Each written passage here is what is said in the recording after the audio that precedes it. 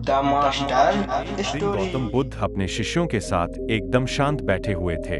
उन्हें इस प्रकार बैठे हुए देख शिष्य चिंतित हुए कि कहीं वह अस्वस्थ तो नहीं है।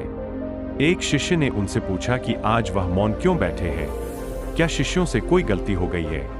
इसी बीच एक अन्य शिष्य ने पूछा कि क्या वह अस्वस्थ है, पर बुद्ध मौन रहे। तभी कुछ दूर खड़ा व्यक्ति जोर से चिल्लाया, आज मुझे सभा में बैठने की अनुमति क्यों नहीं दी गई है। बुद्ध आंखें बंद करके ध्यान मग्न हो गए। वह व्यक्ति फिर से चिल्लाया, मुझे प्रवेश की अनुमति क्यों न दी गई है। बुद्ध आंखें बंद करके ध्यान मग्न हो गए। वह व्यक्ति फिर से चिल्लाया, मुझे प्रवेश की अनुमति क्यों नहीं मिली। इसी बीच एक उदार शिष्य ने उसका पक्ष लेते हुए कहा कि उसे सभा में आने की अनुमति प्रदान की जाए। बुद्ध ने आंखें खोली और बोले, नहीं, वह अछूत है, उसे आज्ञा नहीं दी जा सकती। यह सुनकर शिष्यों को बड़ा आश्चर्य हुआ। बुद्ध उनके मन का भाव समझ गए और बोले, हाँ, वह अछूत है। इस पर कई शिष्य बोले, हमारे आश्रम में जात पात का कोई भेद ही नहीं, फिर वह अछूत कैसे हो गया। तब बुद्ध ने समझाया, आज वह क्रोधित होकर आया है।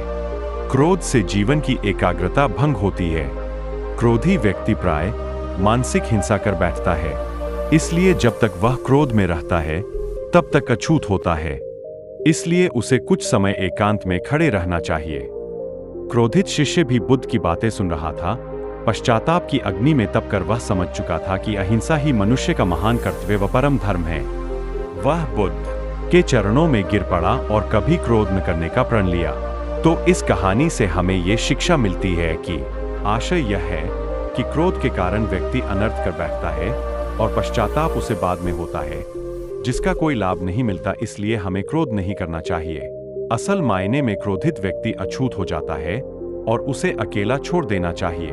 क्रोध करने से तन, मन और धन तीनों की हानि होती है। क्रोध से ज्यादा हानिकारक कोई और वस्तु नहीं है। अगर कहानी अच्छी लगी तो वीडियो को लाइक और चैनल